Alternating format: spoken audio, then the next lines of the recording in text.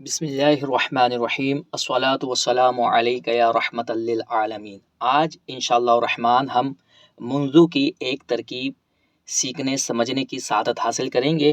منذو کا استعمال کتنے طریقوں سے ہوتا ہے بالتفصیل اس پر ایک ویڈیو اپلوڈ کی جا چکی اور الحمدللہ اس ویڈیو کے اندر منذو کا پورا استعمال بیان کیا گیا ہے تفصیل کے ساتھ۔ آپ اس کو دیکھیں گے تو انشاءاللہ الرحمن آپ کو بڑا علمی فائدہ حاصل ہوگا۔ اس جملے کی ترکیب کرتے ہیں، اقبلت الی الصلاۃ منذ سمعت الاذان۔ اقبلت میں آیا، الی الصلاۃ نماز کی طرف، منذ اس وقت سے، سمعت الاذان جب میں نے اذان سنی، یعنی جس وقت سے میں نے اذان سنی ہے اسی وقت سے میں مسجد کی طرف نماز کی طرف آ گیا ہوں۔ اس کو اقبلت بھی پڑھ سکتے ہیں لیکن اس وقت ترجمہ تبدیل ہو جائے گا۔ اس وقت یہ صیغہ واحد مؤنث غائب فعل ماضی ہوگا۔ اس کا معنی پھر یوں بنے گا کہ وہ ایک عورت آئی الی الصلاۃ نماز کی طرف، منذ سمعت الاذان اس وقت سے جب اس نے اذان سنی۔ یہ صیغہ بھی تبدیل ہوگا اور یہ صیغہ بھی تبدیل ہوگا۔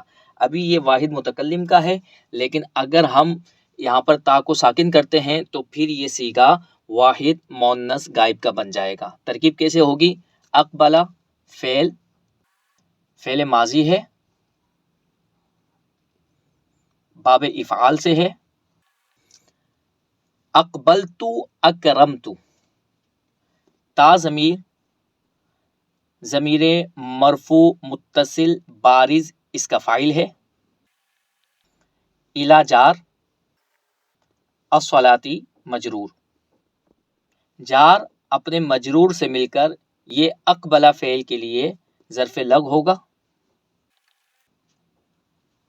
منذ یہ جملے کی طرف بھی مضاف ہوتا ہے، جب اس کے بعد جملہ ہو تو یہ جملے کی طرف مضاف ہوتا ہے اور یہ ظرف زمان ہوتا ہے یعنی مفعول فیہ بنتا ہے۔